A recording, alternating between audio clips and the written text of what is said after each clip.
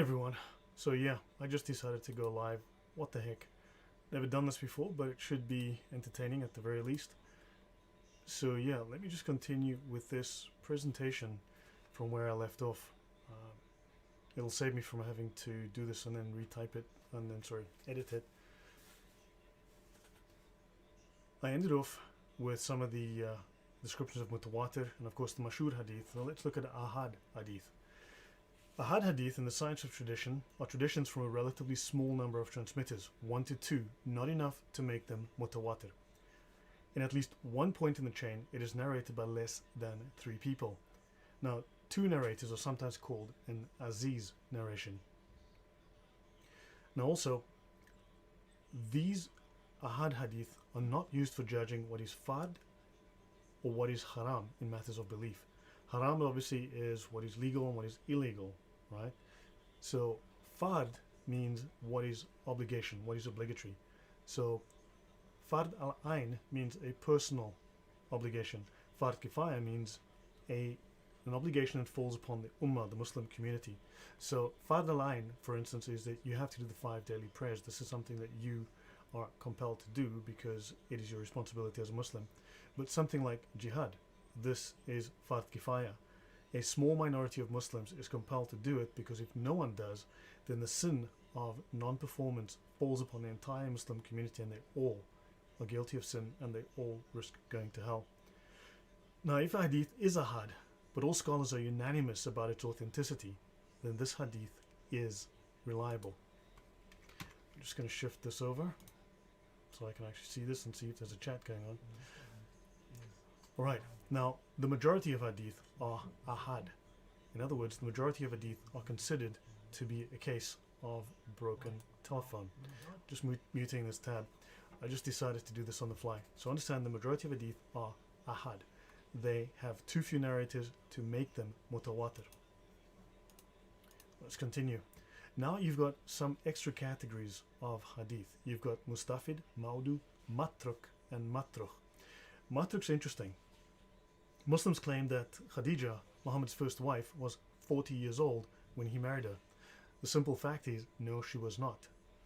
The age range that she's given is anything from 25 to 46. The most commonly accepted age by the scholars is 25, for the simple reason that apparently she bore Muhammad 6 children. So how in a 6th, 7th century desert environment does a 40-year-old woman have 6 children? She'd be 50 when she's having children. This is not, even today, medically, this is not something that we expect to happen. So the hadith or the narrations that describe the age of Khadija, these are considered matruk, in other words, rejected. They are rejected by the scholars. Now, mustafid, in the science of hadith tradition, treated as an intermediate class between ahad and mashhur. Maudu is fictitious, the worst type of hadith.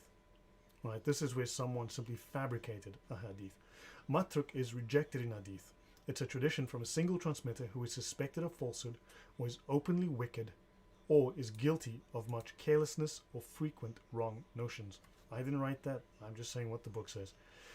Matruk is a rejected tradition held by some to be synonymous with the tradition that is matruk, by others to be a separate class of traditions less acceptable than da'if, but not as bad as maudu. Maudu, of course, and these are different spellings, I'll left those in deliberately to see how these things change, but maudu hadith are fictitious. Da'if is weak, we'll get to that a little later. Now, hadith chains. When looked at individually, some chains may be considered weak. A narrator can be trustworthy, but he has a weak memory. Multiple chains can corroborate each other, reducing risk of reliability. So let's continue. Just let me know in the comments, if in the chat, if you guys can hear me, because that'll be interesting that everything's coming through as it should.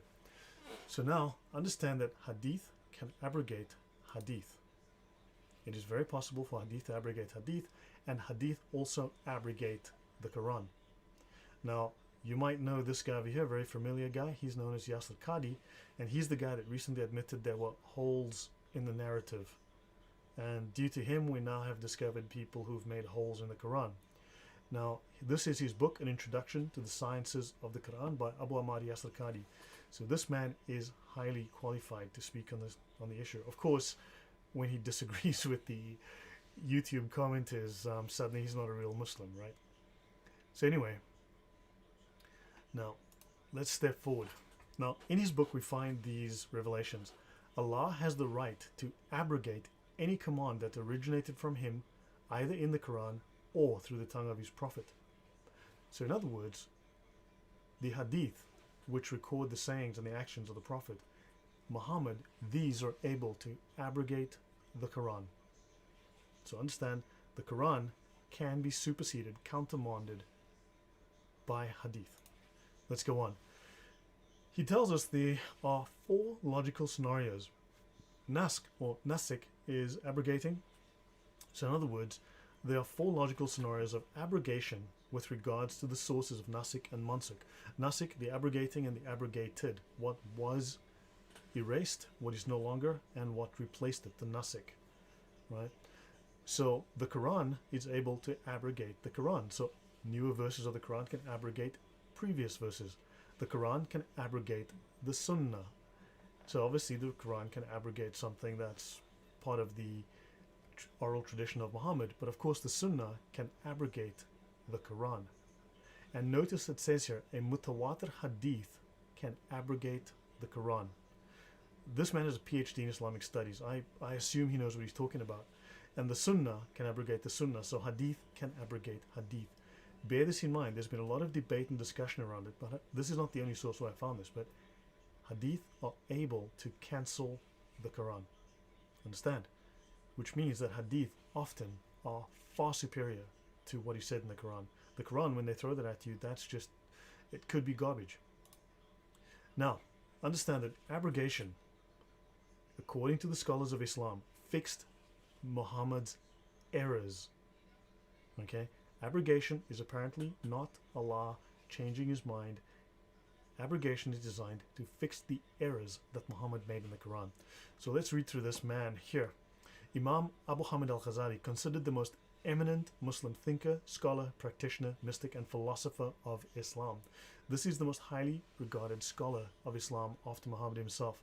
He's unanimously accepted as the 5th century Hijri Mujaddid, or centennial renovator of religion.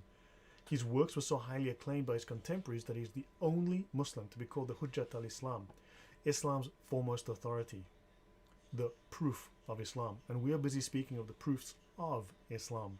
This man is considered the proof of Islam. His arguments were so decisive, and that's his most known name, so that's his title. Remember, there are 28 or so Sheikh al-Islam. These are main scholars of Islam. They're 28 through the last 1400 years. This man stands above them. He's a mujaddid, a renewer of the faith. According to the prophetic hadith, one appears once every century to restore the faith of the ummah, the Islamic community. Al-Ghazali, in his works, blah blah blah, the incoherence of the philosophers and the criterion of action and the alchemy of happiness, rejected and refuted, supposedly, the philosophy of Ibn Sina, and demonstrated that Aristotelian ethics and logic is incompatible with Islamic ethics and reasoning. Understand, we're dealing with a different worldview. They reject Aristotelian logic. They reject Christian and Aristotelian ethics. This is not the same morality that we are familiar with. This is not the same thinking. They don't believe that what we think is logic is logical. Understand? Different culture, different thinking. We are on 2 different worldviews here. He wrote the most read Islamic spiritual work after the Quran, the Ihya Ulum-al-Din.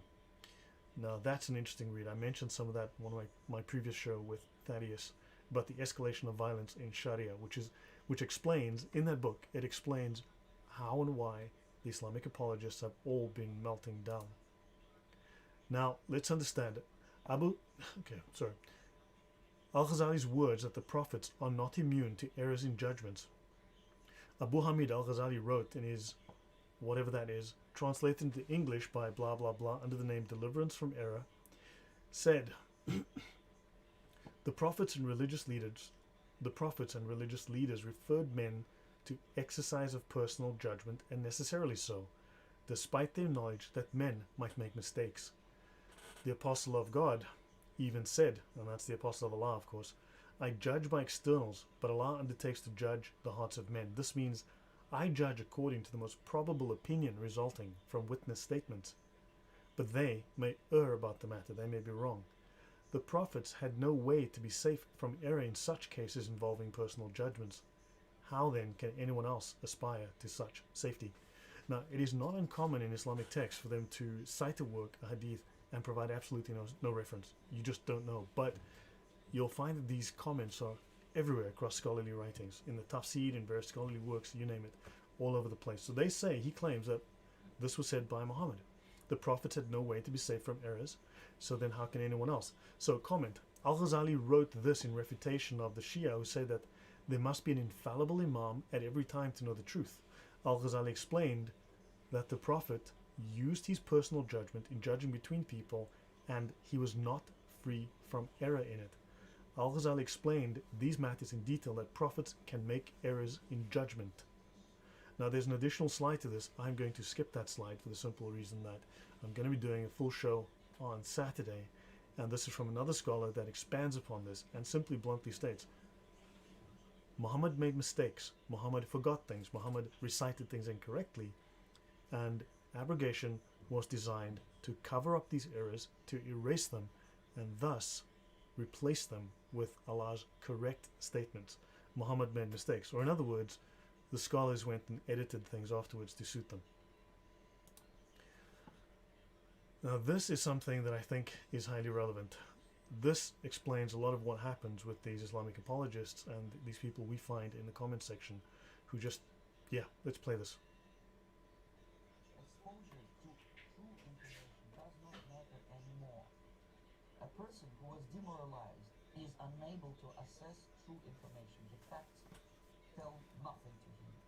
Even if I shower him with information, with authentic proof, with documents, with pictures, even if I take him by force to the Soviet Union and show him concentration camp, he will refuse to believe it.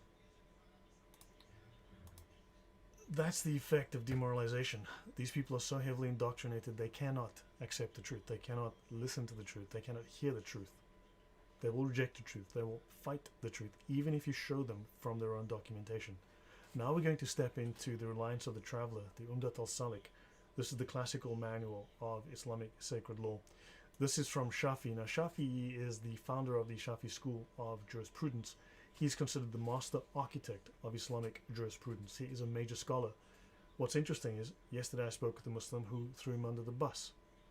Of course, when they start doing that, you know that you are getting too close to something they don't want you to know about. So, weak hadith are used in the Sharia on a consistent basis. You'll find it all over the Sharia. They constantly use weak hadith. Now, we are effectively told by Islamic apologists that weak hadith are not even weak. They effectively are false. They're effectively invalid. This is absolutely not the case, not according to Islamic scholars. Seeking knowledge is an obligation upon every Muslim. The meaning of this hadith, though the hadith itself is not well authenticated, meaning being weak, is true. This is not the only case where the Sharia actually utilizes weak hadith. It uses them on a number of occasions, and Muslim scholars refer to them fairly often. I'll skip that point for Saturday. So, now the Reliance goes on to say, having discussed lies and forgeries, we must strictly distinguish them from the hadith category called not well authenticated, or da'if, literally meaning weak, so termed because of such factors as having a channel of transmission containing a narrator whose memory was poor, one who was unreliable, unidentified by name, or for other reasons. Such hadiths legally differ from forgeries in the permissibility of ascribing them to the Prophet. Weak hadith can be ascribed to Muhammad, and they can be utilized for legislation. They can be utilized for judging things despite the fact that they're weak. Interestingly, these Islamic apologists need to explain if these things are weak, are invalid, are effectively false, as they constantly tell us, why are they still in the canon? Why are they still? Why weren't those books taken outside and burned? If Islam is about truth, then why are you holding on to things that are incredibly unreliable or totally false, as they constantly tell us? So no, that's not the case. Weak hadith can be legally. Now notice, I've been saying these jurists, these major scholars of Islam, are not priests. They are lawyers.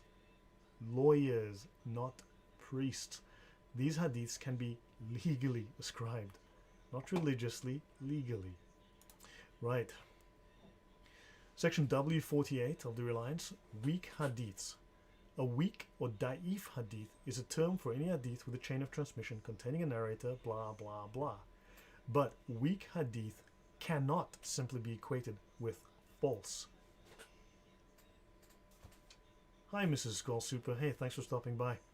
So yeah, I hope everyone can hear me right, that the audio is fine. So now, legal information that is connected. So what we have, okay, so weak hadith cannot be equated with false. Were this the case, mere analysis of the transmitters would be the universal criterion for the acceptance or rejection of particular rulings of hadith. While scholars do use this measure in upgrading the work of preceding generations of legal authorities, they have not employed it as a simplistic expedient to eliminate every piece of legal information that is connected with the weak hadith because of various considerations. One of these is that when a piece of information is received through a means of transmission that may or may not be trustworthy, we generally have doubts about it. But when one and the same piece of information reaches us through several completely different channels, even though each one may or may not be trustworthy, the logical probability of the information's falsity is much reduced. And if we receive the very same piece of information from 10 such channels, the possibility of its falsity does not usually even come to mind. Earlier we saw 25, now we have 10. It varies, depends on the quality of the transmitter, supposedly, or the criticality of the issue at hand. But notice that when they say it's weak, it could be coming from multiple channels. So technically you could say that's mutawatir. However, the channels contain someone who has a faulty memory, a weak personality, known to lie, etc. So these factors are balanced out, and that potentially mutawatir hadith is now considered weak. It is not considered false, because it is amplified by multiple different channels, multiple different people. So yeah, we're being lied to by either very ignorant or very dishonest Islamic apologists in the YouTube comments. I wish they would read their own sources. This verificatory principle has two important implications, one being the obligatory nature of belief in hadiths that are mutawatir. So it is obligatory for a Muslim. Remember, Sunni Muslims. Sunni comes from Sunnah, the people of the Sunnah, the people who believe in the Sunnah of Muhammad, who follow the way of Muhammad. This is Sunnah, what we're seeing here. These hadiths are obligatory. So if a hadith is mutawatir, it is obligatory for a Muslim to believe it. And the second one, that the weight that hadith scholars give to multiple means of transmission, which can raise a hadith from well-authenticated Hasan to rigorously authenticated Sahih, or from weak to well-authenticated. We learned in the previous set of pages that scholars have ongoing studies, and they might find that, hold on, wait, there's a change in this transmission, suddenly a hadith changes classification, goes up. So, a hadith can be raised from Hasan to Sahih, or from weak, da'if, to well-authenticated, as described in the following account of a hadith's reclassification by a major specialist in hadith forgeries. I'm not going to read that, but just understand, it is valid. This is the case. Right? This is what happens in Islam. Another reason why weak hadith cannot simply be equated with false, and yeah, there are plenty. We know them. We know their names. They comment all the time, and yeah, they lie to us. Or, as I said, they're either extremely ignorant or completely dishonest. Weak cannot be equated with false is the fact that the weak is an attribute of the hadith's chain of transmission, while false is an attribute of the text. Right? So in other words, the text itself could be completely trustworthy, but the chain of transmission is weak. So that's going to affect how they grade this hadith. So these are two different things, and they view that as a probabilistic expectation of how to grade that thing. And yeah, they speak of their four logical possibilities for any hadith. So now back to the Sharia law. Sharia law is the Talmud of Islam, really. So yeah, the Muslim Talmud is the Sharia. Thus, when the person who has related a hadith is an Islamic scholar of the first rank, it is not enough for a student or popular writer to find one chain of transmission for the hadith that is weak. No, you have to go through the scholars. There are a great many hadiths with several chains of transmission and adequate scholarly treatment of how these affect a hadith's authenticity that have been traditionally held to require a master, hafiz. So in other words, These guys can't just make up their minds. We've got to go through the masters, and the masters have already done their job, right? A Hafiz, like Bukhari, Muslim, Dahabi.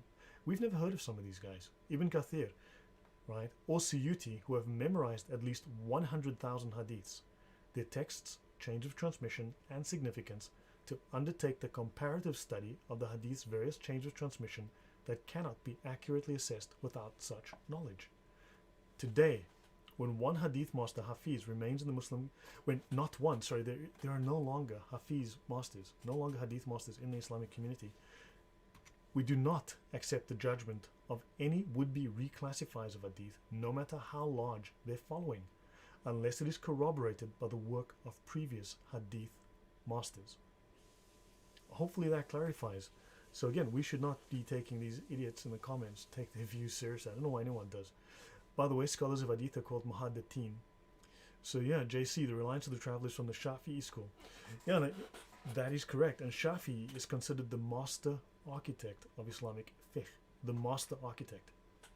So he was the first to take the ideas of fiqh and actually write them out in his, it's called the Risala. He actually is now regarded as the founder of the school of fiqh, Usul al-Fiqh, the Risala. That was his construction, and so he's the founder of that. So even though he founded the school, there's two scholars that came after him that are considered more famous, who've built upon his work, and others built upon his work and founded the other three schools. But Nawawi, for instance, supersedes him.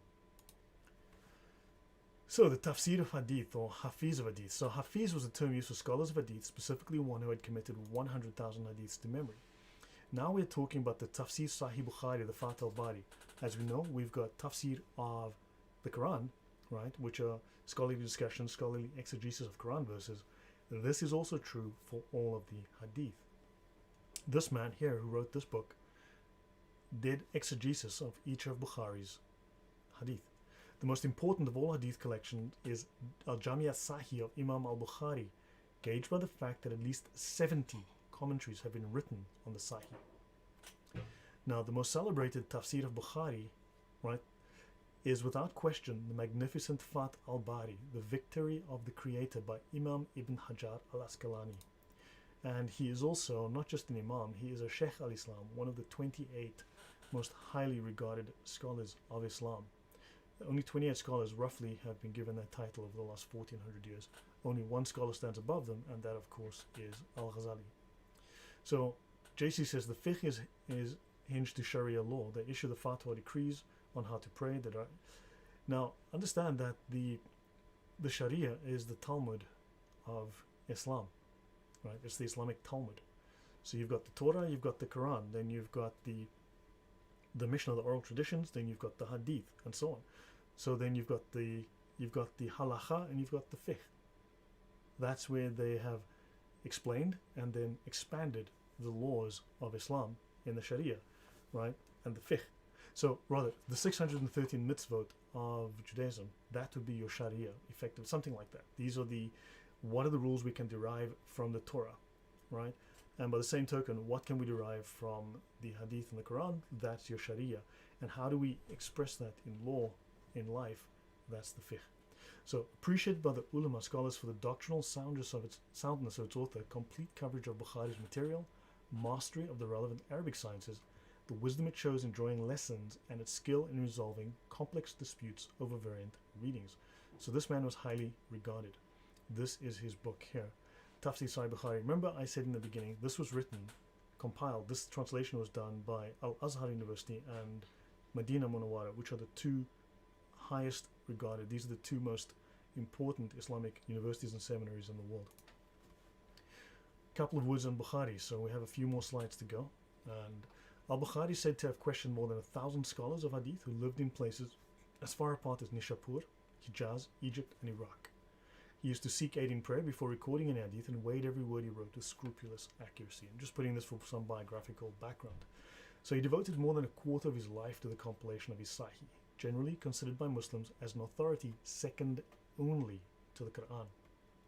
Al-Bukhari's notion to compile the Sahih owed its origin to a casual remark from Ishaq ibn Rahawayh, who said that he wished that a Hadith scholar would compile a short but comprehensive book containing the genuine Ahadith only. A hadith is plural of hadith. So he sifted through all the hadith known to him, tested their genuineness according to canons of criticism that he personally developed. He selected 7,275 out of 600,000 hadith and arranged them according to their subject matter under separate headings, most of which are taken from the Quran and in some cases from the hadith themselves. So Bukhari, however, nowhere mentions what canons of criticism he applied to the traditions to test their genuineness, nor does he tell us why he compiled the book the way he did. So his is the most famous, the most respected, the soundest of these collections, which are considered the proofs of Islam, the proofs of Muhammad's prophethood. But people don't really know what he did, how he did it, etc. So many later scholars try to infer from the text itself. Hazmi and others in their commentaries, and many other writers on these scientists, including Ibn Salah, they try to deduce al-Bukhari's principles from the material he presented. Now, he chose hadith that were handed down from the Prophet on the authority of a well-known companion via a continuous chain of narrators according to his records, research, and knowledge. And these were hadith that had been unanimously accepted by honest and trustworthy scholars as men and women of integrity, possessed of a retentive memory and firm faith, and accepted on condition that their narrations were not contrary to what was related. A hadith from other reliable authorities free from defects. So he would take hadith from other authorities as well, as long as they were considered free from defects. I think if you look at these kinds of conditions that he set here, these criteria that he set, these could well be subjective. I mean, really, how does one know? So al-Bukhari concludes in his work the narrations of these narrators when they explicitly state that they had received the hadith. He includes in his work the narrations of these narrators when they explicitly state that they had received the hadith from their own authorities. How do you know it's right? We don't. In their statement in this regard, so if their statement, was ambiguous, he took care that they had demonstrably met their teachers and were not given to careless statements. Now on to Asqalani. Last 2 or 3 slides. From the above principles, which Imam Bukhari took as his guide in choosing his materials, his caution is evident. Now these are the arguments taken straight out of the book that I just showed you earlier. So I'm just quoting passages out of the book. Al-Bukhari's purpose was not only to collect what he considered to be sound hadith, but to impress the contents on the minds of his readers, and to show them what doctrinal and legal inferences could be drawn from them. So understand that we're creating doctrine. We know very little about Islamic doctrine. There are doctrines that describe things. So this is something that I'm trying to bring to light so that people can understand the structure of Islam and Islamic thinking and law. He divided his work into more than 100 books, which he'd subdivided into 3,450 chapters. Every chapter has a heading that serves as a key to the contents of the various traditions which it includes. Now, apparently at the age of 12, he was competent enough to lead the prayers in the Holy City, where he spent much time studying in this house of Kharubi, called the Bayt al-Aina, whose windows apparently looked directly upon the black stone. In Cairo, he wrote some of his most thorough and beneficial books ever added to the Library of Islamic Civilization. So, yeah, blah, blah, blah. He died in 852. His funeral was attended by 50,000 people, we are told, including the Sultan and the Caliph, and apparently even the Christians grieved. We considered him a great scholar, whatever. Now, we want to clarify some vocabulary. The Sheikh al-Islam is an honorific title for outstanding scholars of the Islamic sciences, given to jurists whose fatwas were particularly influential. I just need to scroll down here so I can see what the comments are. Right. And was in the classical era reserved for Ulema and mystics. Now, as I said, 28 scholars or so have received this title. Ulema means scholar, right? Literally the learned ones. And these people are considered the guardians, the transmitters, and the interpreters of religious knowledge in Islam, including Islamic doctrine and law. And very little has been discussed on the internet about Islamic doctrine, at least in an easily absorbed format, which I'm trying to change. Now, notes about the translation, last 2 slides. They talk about the methodology of the translators. JC says Bukhari weeded out thousands of hadiths to 4,000 or 5,000. Yeah, I gave the number a little earlier. And Muslims can't really overcheck what Bukhari filtered. It's basically Bukhari's collection correct. So the translation of hadith from 1 to 30 of Fath al-Bari was done by students of knowledge studying in both Medina and Al-Azhar. This is the methodology they employed in translating the hadith from Fath al-Bari. We will be translating the meaning of the explanation rather than translating the explanation verbatim. So they're doing a retranslation and they're giving a paraphrase, effectively. Hey Gospel Age, how you doing? Right, so we will be translating the meaning of the explanation rather than translating the explanation verbatim. We will exclude anything that we deem irrelevant for the English reader. And beginner level student of knowledge, such as in-depth discussion of language-related issues or issues surrounding the narrators.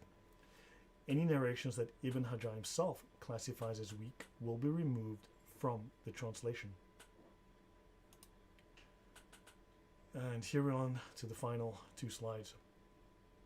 Now, removing weak hadith from the work was not the example of the scholars, otherwise Imam Ibn Hajar would not have included them himself in Fath al-Bari as sources to take knowledge from. What they're saying is weak hadith, removing those from their works, is not the example of the scholars. The scholars use weak hadith, else they would have done so themselves, and they say that these are sources to take knowledge from. Weak hadith are used to support opinions because a weak hadith containing the words of the Prophet is preferred over pure opinion and personal judgment. Read that again when you have a moment. So weak hadith are preferred over pure opinion and personal judgment, especially when they contain the words of Muhammad. This is the example set by all the scholars, including Imam Bukhari, who used them deliberately in his work Al-Adab al-Mufrad. The Sahih of Imam Bukhari is a collection of the Sahih only, specifically, not a collection of the only hadith that scholars use. So he restricted himself purely to what was considered Sahih. The scholars themselves state a Sahih hadith has about a 99 to 100% chance of being entirely accurate.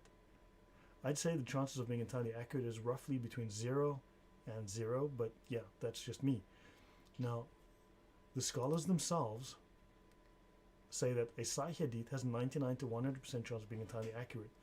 A Hasan hadith has about an 85 to 99% chance of being entirely accurate. A Da'if hadith has about a 45 to 85% chance of being entirely accurate. And this is the widest band of accuracy. Even a fabricated hadith has a 45% chance of being accurate. Since the grading it was given, and this is very, very important to understand, the grading it was given may have been wrong, or the fabricator may have spoken the truth in this instance. So weak hadith should not be treated like fabricated hadith, because an 85% chance of being entirely accurate is a very high chance. This is not me writing this. These are the scholars from the 2 top Islamic seminaries in the world. If a person received 85% on his test scores, would he throw that out? That's the very good question. Would he throw that out? Right? Would he throw that out saying, this isn't worth anything? Each hadith is treated individually. There's no such thing in Islam as banning an entire grade of hadiths from being used. Hopefully this answers the dishonest commenters or the ignorant commenters, the Islamic apologists in the YouTube comment section. No, just because it's weak, your scholars actually consider them relevant. They're in the Sharia. They are legal. They can be used in the Sharia. They can be used in the fiqh. So even fabricated hadith are still studied because one scholar may grade it fabricated, while another may grade it sahih. And there are many famous examples among the scholars of this occurring. And that's the end. Yeah, so yeah, look, I mean, I just decided to, off the cuff, just do this and finish this so that I can have this video online. And yeah, any questions from anyone? Because that is the end.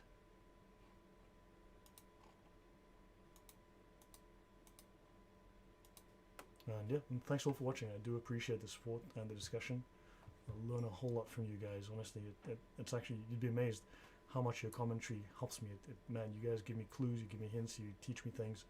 It's been very, very helpful. But hopefully, if you can let me know, how does this help you? And you know, how can we take this forward to, you know, take the fight back to these guys so that we can show them the truth.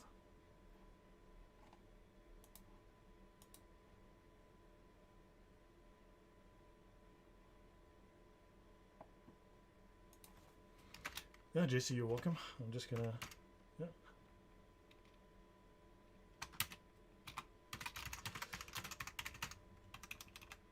Yeah, you are welcome. Thank you, Vertisamo, much appreciated. Much appreciated. How do you guys use this information? I mean, how do you apply it? Because I was really tired of seeing all the lies in the comment section. I want to be able to speak to these guys and tell them, look, these are the facts of Islam. I wasn't finding this anyway, so I went to do it myself, and I can refute them now because I know the Sharia so well, I know the fiqh so well. What about you guys? How do you use this, and how do you find it useful? How do you apply it? What do we need to do? You know, what information do we need to start putting out there so that we can show just how dishonest these apologists are? You're welcome, Gospel Age. No, thank you for all the support. Hey man, we're all fighting the good fight, you know. I don't think we're going to be putting out videos. Look, Dodzer. Yeah, I don't think we're going to be putting out videos like some of these crazy Islamic apologists. We're not there. Okay, yeah, so yeah, if there's no questions, I'll leave it open for a minute just for questions. If none, then I'll shut down the stream, because at least now I've read out my presentation. Saturday, 2 p.m. Eastern Standard Time, 8 p.m. Warsaw Central Time, Europe Central Time. Well, what's it? European Central Time, yeah. I'll be doing a presentation with Thaddeus on his channel, Reason to Answers Apologetics, and we will be discussing this entire presentation live. I've made updates as well in the meantime. Veritasamo, man, I use those pertinent things all the time, and they will deny. Thaddeus will confirm, and we've discussed this many times in his live streams. I will say, look, I don't want your opinion. Show me from the Sharia. Show me a fiqh citation. Quote me out of your top scholars' books. Each of them. Oh, you'll go back. Oh yeah, no problem. Yeah, awesome. Yeah, no, if you need anything, let me know. Just drop in the comments. Maybe I should start making a list available. People can download like a Word document or a TXT document, and that might be helpful.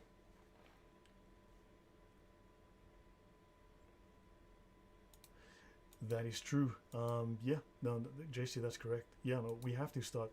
We are the scholars now. I tell Muslims that we are the scholars now. Remember, they're not allowed to tell us these things. It's illegal for them. Sharia forbids them, and they follow that. I've asked hundreds of Muslims, show me from the Sharia. Show me. Give me a citation. Not your opinion. You claim to follow the scholars. You've got your 4 schools of fiqh. Which one do you belong to? You tell me. I'll tell you what the Sharia manuals and the fiqh manuals for your school are. And then you quote me out of those books. They won't do it. They absolutely flat will not do it. Correct. And the thing is, they can't talk about Sharia. It is kryptonite to them, but it's not allowed. They'd be revealing the secrets and the weaknesses of the Muslims, which is treason under the Sharia, and they're not allowed to reveal anything of Islamic law to anyone who's not trying to convert. We are doing this for what they would consider an incorrect purpose, for what they would consider to harm Islam. So they can't.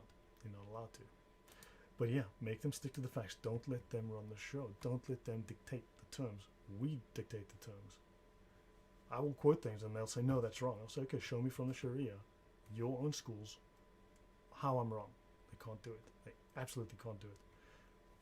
So yeah, in this case, I think this is a fight that we are easily going to win. I mean, seriously, they can't tell me that they outrank the top scholars of the 2 top Islamic universities in the world, where their top imams are trained. Just not going to happen. Okay, yeah, so guys, yeah, if that's it, I will start wrapping up the stream. I hope this was interesting. One last question. Should I do occasional Q&As, like go live for half an hour or something?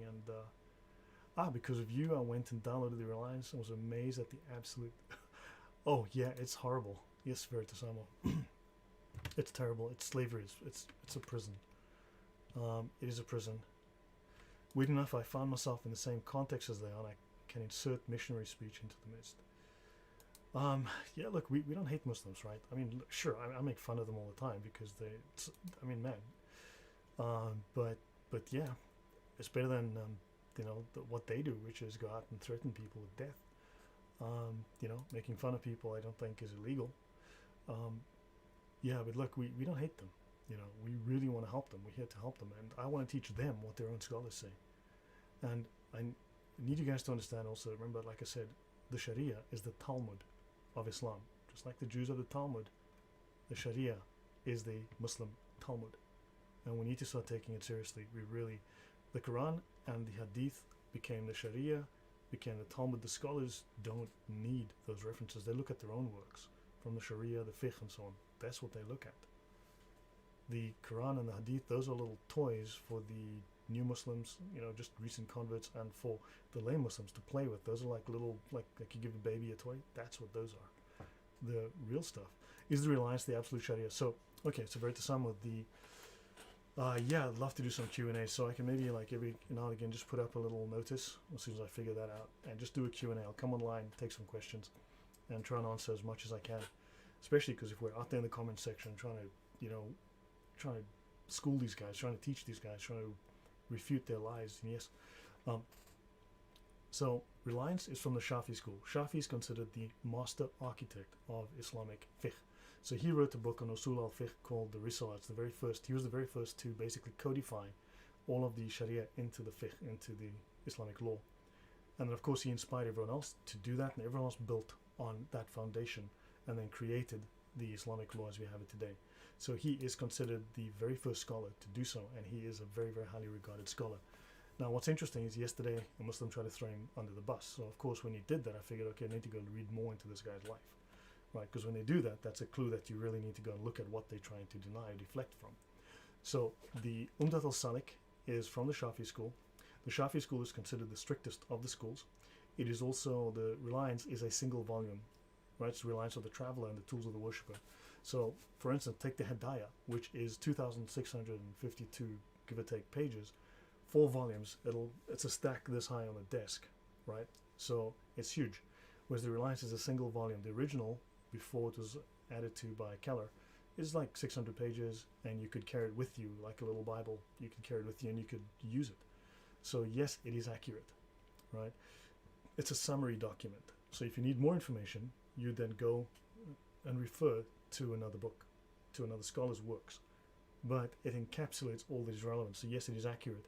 And if you compare its writings to various other books like the Hadaya, for instance, the Reliance has maybe, I think, 1 page on jihad.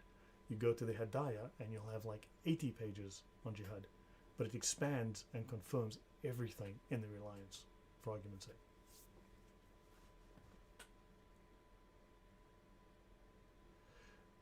We can't catch them off guard as long as we, they don't expect us to know this stuff, but they've become complacent. They've failed to educate themselves because we didn't understand. But the fact is now we are learning, we are educating ourselves, we've gotten used to their tricks, we understand their tricks, and the thing is we're not lying, we're just using their own scholarly works right back at them, and they have no answer for this, and all they can do is deny, lie. It's really sad, it's really pathetic. However, we're also showing other people, right? So so there's lots to read. You have no idea how many books they have. Oh my gosh, it's crazy. It's crazy. I've got a collection of now like something like 1,000 of these books. It's across, man, the amount of cross-referencing is insane. So if there's no more questions, but I'd like to do some Q&As now again, so and I can take questions from people and help them and understand what's what. But hopefully on Saturday you guys will be in the live stream with Thaddeus on his channel, Reasoned Answers. See you there, 8 p.m. my time in Europe, in Warsaw, and that should be 7 p.m. UK time, and it's 2 p.m. Eastern Standard Time. That's the right coast of America. Okay, sweet. I've got more than just Cliff Notes, dude. I have a huge database. Everything you ever wanted to know about Islam, on every topic of Islam, but were afraid to ask, I can drown you in documentation. I've extracted everything of relevance. So if a Muslim gives me a hard time on jihad, I have something like 3,000 or 4,000 authoritative citations. So when he runs out of nonsense on stupid quote number 5, I've got 3,995 or more of these to go from their top scholars. I can bury them in their own nonsense. From their top scholars, and I mean, there's no way for them to refute it. It's just, I have too much data, so I'm happy to share that. If you guys want, in the about page of my YouTube account, there's my email address. Just drop me an email if you need anything. I can hook you up. Okay, guys, so I'm gonna call it here. Thank you for joining me on my very first ever live stream. I appreciate it. I have no idea how many people are actually in the chat. Let me have a look. Hey, wow. Cool, 10 people. Thank you again for all the support, all the advice. I actually learn a lot from you guys, and we will see you next time. Right now I actually have to figure out how to cancel the live stream. That's new to me too. Okay, I'll see you guys next time. Have a good one. See you Saturday. Bye.